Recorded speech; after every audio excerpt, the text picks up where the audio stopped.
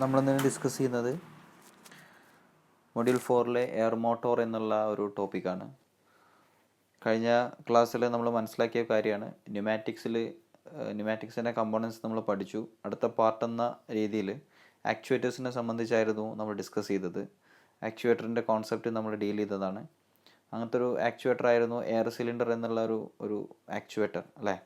അതായത് ന്യൂമാറ്റിക്സിൽ linear motion നമുക്ക് ലഭിക്കണമെന്നുണ്ടെങ്കിൽ, linear motion എന്ന് പറഞ്ഞാൽ നേർരേഖയിലുള്ള ചലനം അല്ലേ, അങ്ങനെ ലീനിയർ മോഷൻ നമുക്ക് ലഭിക്കണമെന്നുണ്ടെങ്കിൽ എയർ സിലിണ്ടേഴ്സിനെയാണ് നമ്മൾ ഡിപ്പെൻഡ് ചെയ്യാറ്. ഇനി നമുക്ക് ന്യൂമാറ്റിക്സ് ഉപയോഗിച്ച് റോട്ടറി മോഷൻ നമുക്ക് ലഭിക്കണം. ഓക്കെ, ന്യൂമാറ്റിക്സിൽ നമുക്കറിയാം അതിൻ്റെ ഒരു എനർജി കൺവേർഷൻ എന്ന് പറഞ്ഞാൽ പ്രഷർ എനർജി അല്ലെങ്കിൽ കൈനറ്റിക് എനർജി മെക്കാനിക്കൽ എനർജി ആയിട്ട് കൺവേർട്ട് ചെയ്യാണ്.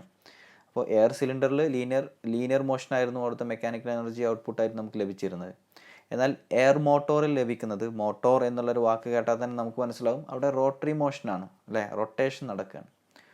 സോ നമുക്ക് അവിടുന്ന് ലഭിക്കുന്ന ഒരു മോഷൻ എന്ന് പറഞ്ഞാൽ റോട്ടറി മോഷനാണ്, കറക്കമാണ്. അപ്പോൾ ന്യൂമാറ്റിക്സ് ഉപയോഗിച്ച് നമുക്കിങ്ങനെ റോട്ടറി മോഷൻ ഉണ്ടാക്കാൻ സാധിക്കുമെന്ന് ചിന്തിക്കുമ്പോഴാണ് എയർ മോട്ടോർ എന്നുള്ള ഈ ഒരു ന്യൂമാറ്റിക് ആക്ച്വേറ്ററിനെ സംബന്ധിച്ച് നമുക്ക് പഠിക്കേണ്ടി വരുന്നത്. നമ്മൾ ഓട്ടോമൊബൈൽ എഞ്ചിനീയേഴ്സ് ചെയ്യുന്ന ഒരു രീതി എന്ന് പറഞ്ഞാൽ നമ്മുടെ മെയിൻ്റനൻസ് വർക്കിൽ എയർ മോട്ടോഴ്സ് നമ്മൾ സജീവമായിട്ട് ഉപയോഗിക്കുന്നുണ്ട്. ഏറ്റവും ബേസിക്കായിട്ട് നമ്മൾ കാണുന്ന ഏറ്റവും ബേസിക് ആയിട്ടുള്ള ഒരു എക്സാമ്പിളാണ് ഓട്ടോമൊബൈൽസിനെ സംബന്ധിച്ചിടത്തോളം വീലിൻ്റെ നട്ടും ബോൾട്ടും നമ്മൾ ഊരുന്നത് കണ്ടിട്ടുണ്ടാവും. ടയർ ചേഞ്ചിങ്ങിലൊക്കെ ആ ടയർ ചേഞ്ച്, ഇപ്പോൾ നിങ്ങൾ F1 റേസിംഗൊക്കെ കാണുന്ന ആൾക്കാരാണ്. F1 റേസിംഗൊക്കെ കാണുമ്പോൾ പെട്ടെന്ന് നട്ടും ബോൾട്ടൊക്കെ ചേഞ്ച് ചെയ്യാനുണ്ടാവും. ഓക്കെ, അത് ഇലക്ട്രിക് മോട്ടോർ വെച്ചിട്ടും ചെയ്യാം. നമ്മൾ ന്യൂമാറ്റിക്സ് വെച്ചിട്ട് എങ്ങനെ ചെയ്യുന്നു എന്നുള്ളതാണ് മനസ്സിലാക്കുന്നത്. ഓക്കെ, അപ്പോൾ ഈ വാഹനത്തിൻ്റെ വീലിൻ്റെ നട്ടും ബോൾട്ടൊക്കെ ലൂസ് ചെയ്യുന്നത് കൺവെൻഷണൽ രീതിയിൽ സ്പാനർ അതേപോലത്തെ ടൂൾസ് ഉപയോഗിച്ചിട്ടല്ല. ഒരു ഡ്രില്ലർ പോലത്തെ ഒരു വസ്തു ആ നട്ടിലേക്ക് വെക്കും, ഒരു ബട്ടൺ അമർത്തുന്ന സമയത്ത് റൊട്ടേറ്റ് ചെയ്യും, നട്ടൊക്കെ നമുക്ക് ലൂസ് ചെയ്തെടുക്കാൻ സാധിക്കും. ഓക്കെ, അപ്പോൾ എയർ മോട്ടോറിന് വൈഡ് ആയിട്ടുള്ള അപ്ലിക്കേഷൻസ് ന്യൂമാറ്റിക്സ് ടെക്നോളജി പഠിക്കുമ്പോൾ നമ്മൾ മനസ്സിലാക്കണം. ഓക്കെ, അപ്പോൾ എയർ മോട്ടറിൻ്റെ വർക്കിംഗ് നമുക്ക് മനസ്സിലാക്കാം. ഒരുപാട് type of air Motors available ആണ്. ഇതിൽ നമ്മൾ ചെയ്യുന്നത് ഇതൊരു വെയിൻ ടൈപ്പ് എയർ മോട്ടറാണ്. നിങ്ങൾ എയർ മോട്ടർ എന്നുള്ള കോൺസെപ്റ്റ് മനസ്സിലാക്കുക. ഈ ഒരു വെയിൻ എയർ മോട്ടോർ മനസ്സിലാക്കുക എന്നുള്ളതാണ് നമ്മൾ ഈ വീഡിയോയിൽ ഉദ്ദേശിക്കുന്നത്. അപ്പോൾ അതിൽ നിങ്ങൾക്ക് കാണാൻ സാധിക്കും ഇവിടെ ഒരു പോർട്ടുണ്ട്, അതേപോലെ ഇവിടെ വേറൊരു പോർട്ടുണ്ട്, port A, port B. Okay, central നിങ്ങൾക്കൊരു റോട്ടോർ കാണാൻ കഴിയും. ഇത് റൊട്ടേറ്റ് ചെയ്യുന്ന ഒരു ഭാഗമാണ്, ഒരു കമ്പോണൻ്റാണ് എയർ മോട്ടോറിൻ്റെ. ഈ റോട്ടോറിൽ നിങ്ങൾക്ക് ഒരു സ്ലോട്ടിൽ ഒരു റെഡ് കളറിൽ വെയിൻസ് കാണാൻ കഴിയും. ഈ വെയിൻസിന് ഒരു പ്രത്യേകത ഉണ്ട്. അപ്പോൾ ഈ വെയിന് ഇവിടെ എത്തുന്ന സമയത്ത്, അല്ലെങ്കിൽ ഈ വെയിന് ഇവിടെ എത്തുന്ന സമയത്ത് ഈ വെയിൻ ഇതിൻ്റെ ഉള്ളിലേക്ക് കംപ്രസ് ചെയ്ത് നിൽക്കുകയാണ് ഒരു സ്പ്രിങ്ങിൻ്റെ സഹായത്തോട് കൂടിയിട്ട്. ഇങ്ങോട്ട് വരുന്തോറും ഏരിയ കൂടി വരികയാണ്. അങ്ങനെ ഏരിയ കൂടി വരുമ്പോൾ ഈ വെയിൻ ഇതിൻ്റെ ഉള്ളിൽ നിന്നും പുറത്തേക്ക് വരും. ഓക്കെ, അതായത് വെയിൻ അവിടെ ഫിക്സ്ഡ് ആയിട്ട് നിൽക്കില്ല. വെയിൻ എന്ത് ചെയ്യുന്നുണ്ട്, ഏരിയ ചേഞ്ച് ചെയ്യുന്നതിനനുസരിച്ച് ഏരിയ കൂടുമ്പോൾ വെയിൻ സ്ലോട്ടിൽ നിന്നും പുറത്തേക്കും, ഏരിയ കുറയുമ്പോൾ വെയിൻ സ്ലോട്ടിൻ്റെ അകത്തേക്കും പോകുന്നുണ്ട്. ഓക്കെ, ഒരു ഉദാഹരണം പറയുകയാണെങ്കിൽ ഈ ആമ തോടിൻ്റെ ഉള്ളിൽ നിന്ന് തല പുറത്തേക്ക് ഇടാറുണ്ട്, അതേപോലെ ഉള്ളിലേക്ക് വലിക്കാറുണ്ട്. അതേപോലെ ഈ ഏരിയ കൂടിയ ഭാഗത്ത് ഈ റോട്ടോർ എന്ന ഈ ഒരു തോടിൻ്റെ ഉള്ളിൽ നിന്നും, അതായത് ആ സ്ലോട്ടിൻ്റെ ഉള്ളിൽ നിന്നും വെയിൻ എന്ത് ചെയ്യുന്നുണ്ട്, പുറത്തേക്ക് വരുന്നുണ്ട്. ഏരിയ കുറഞ്ഞു വരുമ്പോൾ തിരിച്ച് ആ സ്ലോട്ടിൻ്റെ ഉള്ളിലേക്ക് വെയിന് കയറി പോകുന്നുണ്ട്. ഇങ്ങനെയൊരു മോഷൻ ഇവിടെ റൊട്ടേറ്റ് ചെയ്യുന്ന സമയത്ത്, അല്ലെങ്കിൽ ഈ ഒരു വെയിന് റോട്ടറിയുടെ മുകളിൽ എന്ത് സംഭവിക്കുന്നുണ്ട്, ഈ സ്ലോട്ടിൻ്റെ ഉള്ളിലേക്കും അകത്തേക്കും അതിൻ്റെ പുറത്തുള്ള ഏരിയക്കനുസരിച്ച് ആ ഒരു മൂവ്മെൻറ്റ് വെയിൻസിന് സംഭവിക്കുന്നുണ്ട് എന്നുള്ളത് നിങ്ങൾ മനസ്സിലാക്കി വെക്കുക. ഇത് ഓൾറെഡി നമ്മൾ പഠിച്ചതാണ്. മൊഡ്യൂൾ 3 പമ്പിനെ പറ്റി പഠിക്കുമ്പോൾ വെയിൻ പമ്പ് നമ്മൾ മനസ്സിലാക്കിയിരുന്നു. ഓക്കെ, വെയിൻ പമ്പ് നമ്മുടെ പ്ലേലിസ്റ്റിൽ അവൈലബിൾ ആണ്, നിങ്ങൾക്ക് വേണമെങ്കിൽ കാണാം. അതിലും ഈ ഒരു സെയിം കൺസ്ട്രക്ഷണൽ ഡീറ്റെയിൽസ് തന്നെയാണ് അവിടെ നമ്മൾ ഉപയോഗിച്ചത്. ഓക്കെ, അവിടെ പമ്പിലെന്തായിരുന്നു, ഫ്ലൂയിഡ് പമ്പ് കറക്കിയിട്ട് ഫ്ലൂയിഡിൻ്റെ പ്രഷർ വർദ്ധിപ്പിക്കുകയായിരുന്നു. ഇവിടെ അതിൻ്റെ നേരെ ഓപ്പോസിറ്റാണ്. ഫ്ലൂയിഡിൻ്റെ പ്രഷറിൻ്റെ സഹായത്തോട് കൂടിയിട്ട് ഇവിടെ പമ്പ് റൊട്ടേറ്റ് ചെയ്യുന്ന പോലെ ഈ മോട്ടോർ റൊട്ടേറ്റ് ചെയ്യിപ്പിക്കുകയാണ്. അവിടെ വെയിൻ പമ്പ് റൊട്ടേറ്റ് ചെയ്യുന്നത് ഫ്ലൂയിഡിൻ്റെ പ്രഷർ വർദ്ധിപ്പിക്കാൻ വേണ്ടിയിട്ടായിരുന്നു. ഇവിടെ നേരെ ഓപ്പോസിറ്റ്, ഫ്ലൂയിഡിൻ്റെ പ്രഷറിൻ്റെ സഹായത്തോട് കൂടിയിട്ട് ഈ ഒരു എയർ മോട്ടോർ റൊട്ടേറ്റ് ചെയ്യിപ്പിക്കുകയാണ്. മനസ്സിലാവുന്നുണ്ടോ?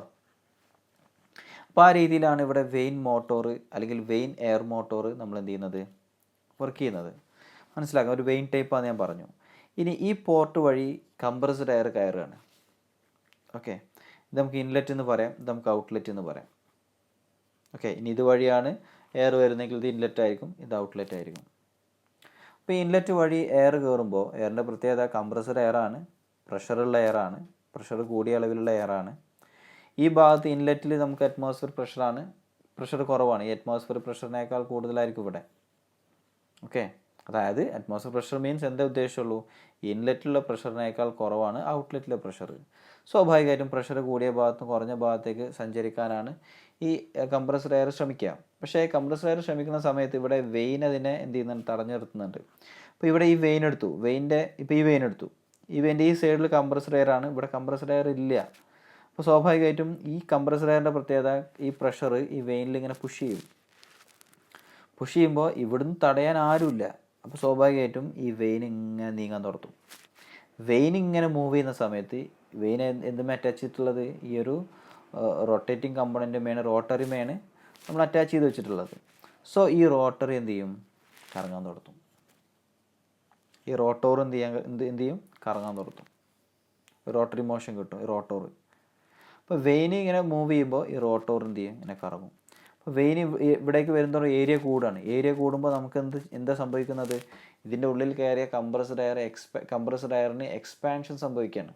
എക്സ്പാൻഷൻ അതായത് ഈ പ്രഷർ എങ്ങോട്ട് കൊടുക്കുകയാണ്, ഈ വെയിൻസിലേക്ക് കൊടുക്കുകയാണ്, ഇമ്പാർട്ട് ചെയ്യാണ്. അങ്ങനെ ഈ ഒരു വെയിൻ്റെ ഈ മൂവ്മെൻറ്റ് നടക്കുമ്പോൾ ഇവിടെ റോട്ടോർ റൊട്ടേറ്റ് ചെയ്യാൻ നടത്തും. നമുക്ക് എന്ത് ലഭിക്കും, ഈ മോട്ടോറിൽ നിന്നും ഒരു റോട്ടറി മോഷൻ അവൈലബിൾ ആവും. ഓക്കെ, അപ്പോൾ ഇതിൻ്റെ ഒരു ആനിമേറ്റഡ് വീഡിയോ ഞാൻ ഇതിൻ്റെ കൂടെ ഡിസ്ക്രിപ്ഷൻ ബോക്സിൽ ആഡ് ചെയ്യാൻ ശ്രമിക്കാം. അപ്പോൾ അതും അതിൻ്റെ ഒരു ആനിമേറ്റഡ് വീഡിയോ കണ്ടു കഴിഞ്ഞാൽ നിങ്ങൾക്കത് കൂടുതൽ മനസ്സിലാവും. ഇനി ഈ റോട്ടറി ഈ വെയിൻ ടൈപ്പ് മാത്രമൊന്നല്ല എയർ മോട്ടോറിലുള്ളത്. ഇനി ടർബൈൻ ടൈപ്പ് ഉണ്ട്. അങ്ങനെ ഒരു 2-3 തരം ഗിയർ ടൈപ്പ് എയർ മോട്ടോറുണ്ട്. അപ്പോൾ നിങ്ങൾ മനസ്സിലാക്കേണ്ടത് ആദ്യം ഈ വീഡിയോയിൽ നിങ്ങൾക്ക് കിട്ടേണ്ട സോഴ്സ് ഔട്ട്കം, ന്യൂമാറ്റിക്സിൽ നമുക്ക് റോട്ടറി മോഷൻസ് ലഭിക്കണമെന്നുണ്ടെങ്കിൽ എയർ മോട്ടോഴ്സ് എന്നുള്ള മെഷീനെയാണ് നമ്മൾ ഡിപ്പെൻഡ് ചെയ്യേണ്ടത്. നമുക്ക് ലീനിയർ മോഷനാണ് ലഭിക്കണമെങ്കിൽ നമുക്ക് അവിടെ ഡിപ്പെൻഡ് ചെയ്യേണ്ട ആക്ച്വേറ്റർ എന്ന് പറഞ്ഞാൽ എയർ സിലിണ്ടേഴ്സാണ്. അപ്പോൾ എയർ സിലിണ്ടേഴ്സും എയർ മോട്ടോഴ്സും അതിൻ്റെ കോൺസെപ്റ്റ് എന്തിനാണ് അത് ഉപയോഗിക്കുന്നത് ന്യൂമാറ്റിക്സിൽ എന്നുള്ളത് മനസ്സിലാക്കി വെക്കുക. എയർ മോട്ടോഴ്സിനേക്കാൾ കൂടുതൽ ഇമ്പോർട്ടൻസ് എയർ സിലിണ്ടേഴ്സിനാണ്. അതാണ് മിക്ക സമയത്തും റിപ്പീറ്റഡ് ആയിട്ട് എക്സാമിന് ചോദിക്കാറ്. ഓക്കെ, അപ്പോൾ അതിൽ മനസ്സിലാക്കേണ്ട മറ്റൊരു കാര്യം എന്ന് പറഞ്ഞാൽ, ഇപ്പോൾ നമ്മുടെ സിലബസുമായി ബന്ധപ്പെടാത്തൊരു കാര്യമാണ്. പണ്ട് കാലങ്ങളിലൊക്കെ ഈ നേവിയിലൊക്കെ ടോർപിഡോസ് കേട്ടിട്ടുണ്ടാവും നിങ്ങൾക്ക്. ടോർപിഡോസ് അതായത് ശത്രു കപ്പലുകളെ തകർക്കാൻ വേണ്ടി ഉപയോഗിക്കുന്ന ഒരു ആയുധമാണ് ടോർപിഡോ. ഈ ടോർപിഡോസൊക്കെ സഞ്ചരിച്ചിരുന്ന ഇതേപോലെ കംപ്രസ്ഡ് എയർ ഉപയോഗിച്ചിട്ടായിരുന്നു, അല്ലെങ്കിൽ സ്റ്റീമിൻ്റെ സഹായത്തോട് കൂടിയിട്ടൊക്കെ ആയിരുന്നു. അപ്പോൾ പണ്ട് കാലം മുതലേ ഏതാണ്ട് 2 സെഞ്ച്വറി മുമ്പ് കാലം തന്നെ ഈ ഒരു ന്യൂമാറ്റിക്സ് കൺട്രോൾഡ് ആയിട്ടുള്ള റോട്ടറി മോഷൻസൊക്കെ നമ്മൾ എന്ത് ചെയ്തിരുന്നു, ഉപയോഗിച്ചിരുന്നു. ഓക്കെ, അതിൻ്റെ കൂടെ ഒരു അഡീഷണൽ ഇൻഫർമേഷൻ എന്ന രീതിയിൽ മാത്രം പറഞ്ഞതാണ്. അപ്പോൾ ന്യൂമാറ്റിക്സിൻ്റെ എയർ മോട്ടോർ എന്നുള്ളത് ഒരു പുതിയൊരു കോൺസെപ്റ്റ് ഒന്നല്ല, പഴയ കോൺസെപ്റ്റ് തന്നെയാണ്. പക്ഷേ നമ്മുടെ ഇന്നത്തെ ഇൻഡസ്ട്രിയിൽ ഇതിനൊരു വൈഡ് ആപ്ലിക്കേഷൻ ഉണ്ട്. ഓക്കെ, അപ്പോൾ അത്രയും കാര്യങ്ങൾ മനസ്സിലാക്കി വെക്കുക. വീണ്ടും ഞാനൊന്ന് ഓർമ്മപ്പെടുത്തുകയാണ്. ആക്ച്വേറ്റേഴ്സിനെ സംബന്ധിച്ചാണ് നമ്മൾ ഡിസ്കസ് ചെയ്തുകൊണ്ടിരിക്കുന്നത് ന്യൂമാറ്റിക്സിൽ. അതിൽ എയർ സിലിണ്ടേഴ്സ് യൂസ് ചെയ്യുന്നത് എന്തിനു വേണ്ടിയിട്ടാണ്, ലീനിയർ മോഷൻ ലഭിക്കാൻ വേണ്ടിയിട്ടാണ്. എന്നാൽ എയർ മോട്ടോഴ്സ് എന്തിനു വേണ്ടിയിട്ടാണ് ഉപയോഗിക്കുക, റോട്ടറി മോഷൻ കിട്ടാൻ വേണ്ടിയിട്ടാണ്. അപ്പോൾ ന്യൂമാറ്റിക്സിൻ്റെ സഹായത്തോടു കൂടി നമുക്ക് ഈ 2 മോഷൻസും ഈ 2 ആക്ച്വേറ്ററിൻ്റെ സഹായത്തോടു കൂടി ആസ് എൻ എൻജിനീയർ നമുക്ക് ഡെവലപ്പ് ചെയ്തെടുക്കാൻ കഴിയും. ഇനി സ്റ്റെപ്പർ മോട്ടോറൊക്കെ ഉണ്ട്. ഈ ന്യൂമാറ്റിക്സ് ഉപയോഗിച്ചിട്ട് സ്റ്റെപ്പർ മോട്ടോഴ്സ് ഉണ്ട്. സ്റ്റെപ്പർ മോട്ടോഴ്സ് എന്ന് പറഞ്ഞാൽ അതിൻ്റെ ഒരു ഇലക്ട്രിക് വേർഷൻ ഞാൻ പറഞ്ഞുതരാം. നമ്മുടെ വാഹനത്തിൻ്റെ വിൻഡോ കണ്ടിട്ടുണ്ടാവും അല്ലേ, വിൻഡോ നമ്മൾ എത്രയാണോ അപ്ലൈ ചെയ്യുന്നത് അതിനനുസരിച്ച് മാത്രമേ പോകുള്ളൂ അല്ലെങ്കിൽ അതിനനുസരിച്ച് മാത്രമേ താഴുള്ളൂ. അത്രയും പ്രിസൈസ്ഫുള്ളായിട്ട് കൺട്രോൾ ചെയ്യാൻ പറ്റുന്ന കുറച്ച് മോട്ടോഴ്സാണ്. ഞാൻ ആ ഒരു മേഖലയിലേക്ക് കൂടുതൽ കടക്കുന്നില്ല, ഞാൻ അതിൻ്റെ ഒരു ഓവർവ്യൂ പറയുകയാണ്. ഓക്കെ, അപ്പോൾ ന്യൂമാറ്റിക്സിൻ്റെ ഇത്രയും കാര്യങ്ങളൊക്കെ മനസ്സിലാക്കി വെക്കുക. ഇനി നമുക്ക് ഇതിപ്പോൾ കറങ്ങുന്നത് ഈ ഒരു ഡയറക്ഷനിലാണ്, കാരണം ഈ ഭാഗത്തു നിന്നാണ് കംപ്രസർ എയർ വരുന്നത്. ഈ ഒരു ഡയറക്ഷൻ എന്ന് പറഞ്ഞാൽ നമുക്ക് ഈ ഒരു ഡയറക്ഷൻ ആ ഒരു ഡയറക്ഷൻ എന്ന് പറയാൻ കഴിയില്ല, സ്പെസിഫിക് ആയിട്ട് എങ്ങനെ പറയാം, ഇതൊരു ക്ലോക്ക് വൈസ് ഡയറക്ഷനാണ്. നമുക്ക് ആൻറ്റി ക്ലോക്ക് വൈസ് ഡയറക്ഷനാണ് വേണ്ടതെങ്കിൽ ഈ കംപ്രസർ എയറിൻ്റെ ഇൻലെറ്റ് ഇവിടെ നിന്ന് ഇങ്ങോട്ട് കൊടുത്താൽ മതി അല്ലേ. അപ്പോൾ അതിൽ നിന്ന് മറ്റൊരു അറിവ് നമ്മൾ മനസ്സിലാക്കി, എയർ മോട്ടോറിലൂടെ പാസ് ചെയ്യുന്ന കംപ്രസ്ഡ് എയറിൻ്റെ ഇൻലെറ്റും ഔട്ട്ലെറ്റും ചേഞ്ച് ചെയ്ത് കഴിഞ്ഞാൽ എയർ മോട്ടോറിൻ്റെ റൊട്ടേഷണൽ ഡയറക്ഷൻ നമുക്ക് ചേഞ്ച് ചെയ്യാൻ സാധിക്കും. ക്ലോക്ക് വൈസ് ഉള്ളത് നമുക്ക് ആൻറ്റി ക്ലോക്ക് വൈസ് അല്ലെങ്കിൽ കൗണ്ടർ ക്ലോക്ക് വൈസ് ഡയറക്ഷനിലും എയർ മോട്ടോഴ്സിന് നമുക്ക് ഉപയോഗിക്കാൻ സാധിക്കും. ഇപ്പോൾ നേരത്തെ പറഞ്ഞ പോലെ വാഹനത്തിൻ്റെ വീലിൻ്റെ നട്ട് ഊരുമ്പോൾ അല്ലെ, നട്ട് നമ്മൾ ലൂസ് ചെയ്തെടുക്കുന്ന സമയത്ത് ഒരു ഡയറക്ഷനിലേക്കാണ് കറങ്ങുന്നതെങ്കിൽ അത് ടൈറ്റ് ചെയ്യുമ്പോൾ ഓപ്പോസിറ്റ് ഡയറക്ഷനിലേക്ക് കറക്കണം.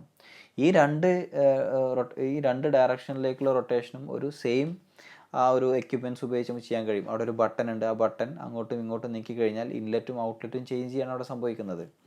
ആ കംപ്രസ്ഡ് എയറിൻ്റെ ആ ഒരു എയർ മോട്ടോറിലേക്കുള്ള ഫ്ലോൻ്റെ ആ ഒരു ഡയറക്ഷൻ ചേഞ്ച് ചെയ്യാണ്. ആ കംപ്രസ്ഡ് എയറിൻ്റെ ഡയറക്ഷൻ ചേഞ്ച് ചെയ്യുമ്പോൾ സ്വാഭാവികമായിട്ടും മോട്ടോറിൻ്റെ റൊട്ടേഷണൽ ഡയറക്ഷൻ അവിടെ ചേഞ്ച് ആവും. അപ്പോൾ നിങ്ങൾ എന്ത് ചെയ്യുക, ഇത്രയും കാര്യങ്ങൾ മനസ്സിലാക്കുക. ആനിമേറ്റഡ് വീഡിയോയുടെ ലിങ്ക് ഞാൻ താഴെ കൊടുക്കാം, അതും കാണാനുള്ള ശ്രമം നടത്തുക. സംശയങ്ങളുണ്ടെങ്കിൽ ചോദിക്കുക. ബാക്കി നമുക്ക് അടുത്ത ക്ലാസ്സിൽ ഡീൽ ചെയ്യാം. Okay, thank you.